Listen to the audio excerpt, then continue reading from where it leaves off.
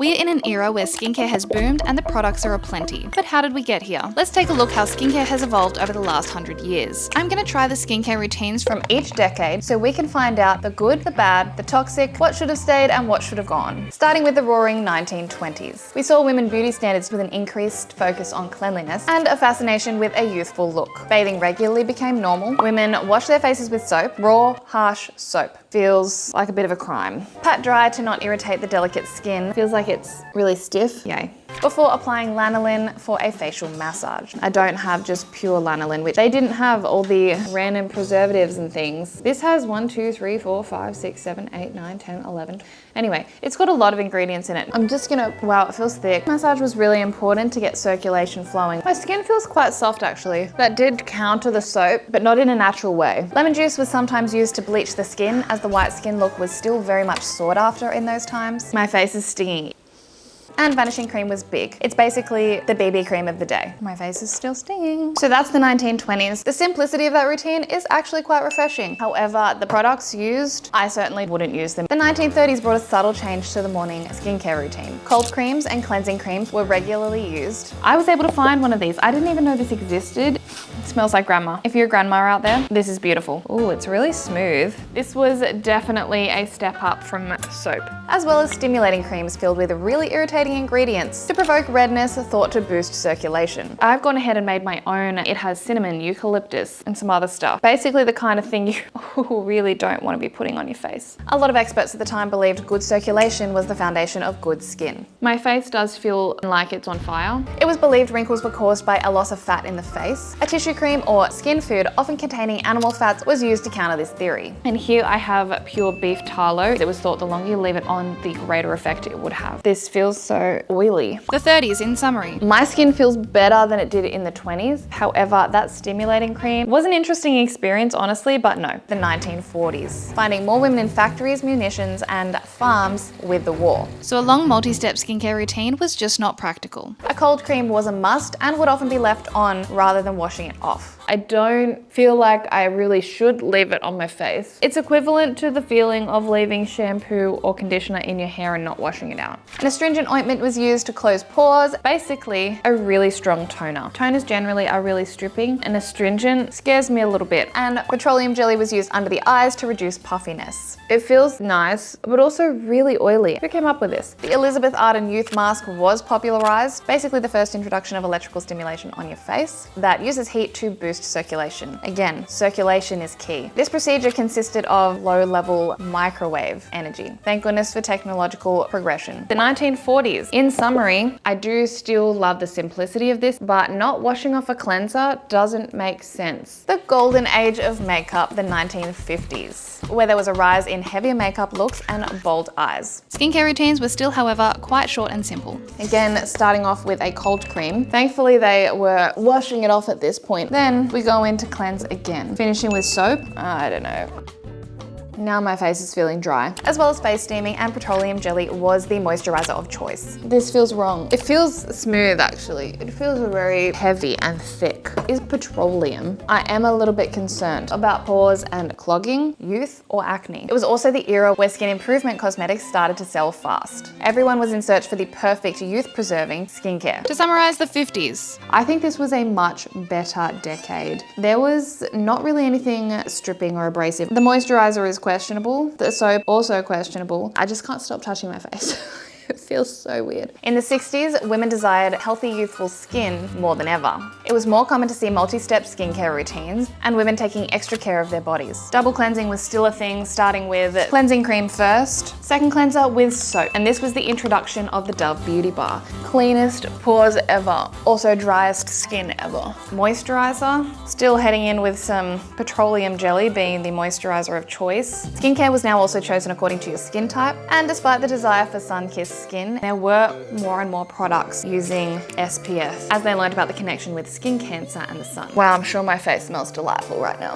That's the simple skincare routine of the 60s. The double cleansing for me feels a little bit much, but maybe it was really effective. In the 1970s, the need for skincare boomed, with a greater emphasis on natural beauty. Anti-aging products were also becoming increasingly important. Cleansing cream, followed by an exfoliating soap. Times are changing. Cleanse, cleanse, extra dry skin, time for some toner. My skin feels like it's burning. There was also an increased demand for organic products with the safety and manufacturing concerns related to acne created from cosmetics, animal testing, and possible microbial contamination. I would then go in with a moisturizer, then we're gonna top it off with some SPF. Now this is a big one, the invention of filler. The late 70s saw the development of the first dermal injectable implant. Also, chemical peels that we are all so familiar with today were pretty aggressive, using two main solutions, phenol, which is toxic, and TCA, which is very aggressive. However, they were not widely used until the 80s and 90s. The 70s in summary. My skin feels quite soft, but it's still stinging. How did people with sensitive skin go with doing these kind of routines every day? The 1980s was an incredibly funky time to be alive, so I'm told. With an increase in media, women were increasingly encouraged towards self-care. Tretinoin, a powerful prescription skincare product, was first recognized in the 80s for its potential treatment of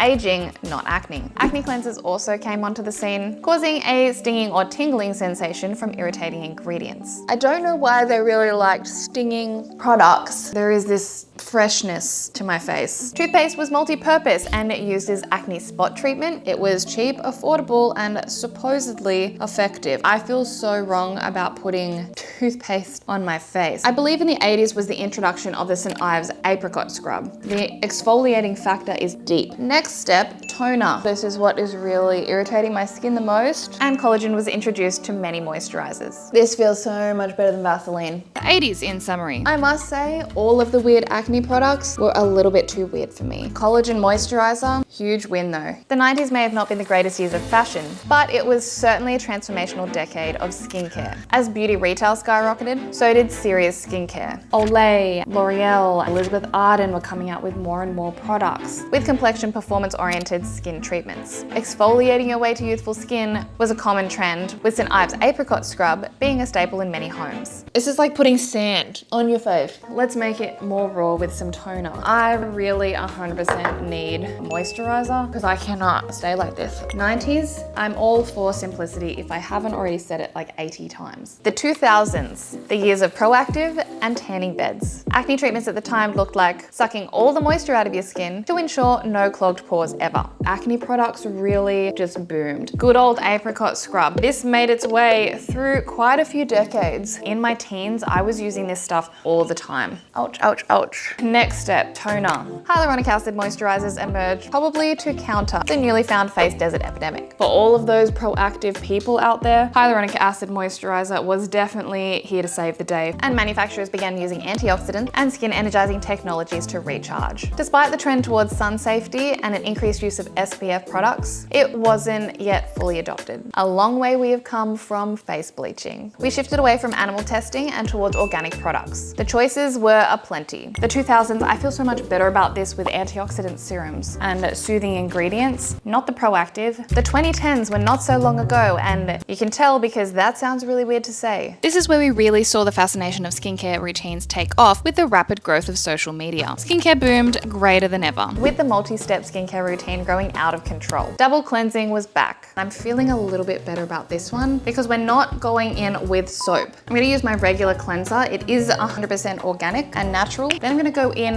with an oil cleanser, followed by toner, sheet masks, eye patches, antioxidant, anti-aging serum. She's golden. Acne products, nourishing glowing moisturizers that will decrease your age by at least 10 years, followed by an SPF you couldn't be seen in daylight without. There was a normalization of skincare procedures for your average woman, including facials and injectables. They grew with an ever-increasing number of people wanting big lips and preventative Botox, thanks to the Kardashians. 2010s, a long way we have come from the simple routine of cleanse, tone, moisturize.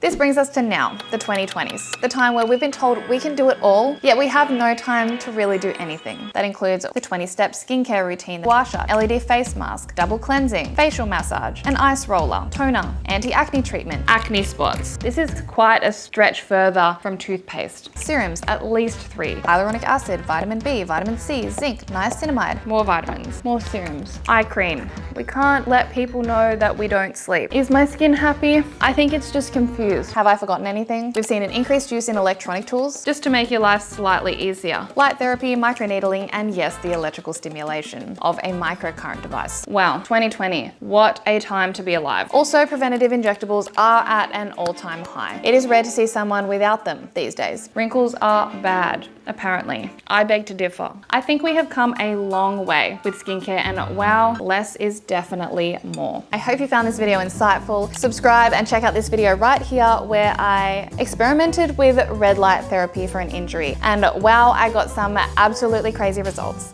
So go check it out. Okay, go watch it. Bye.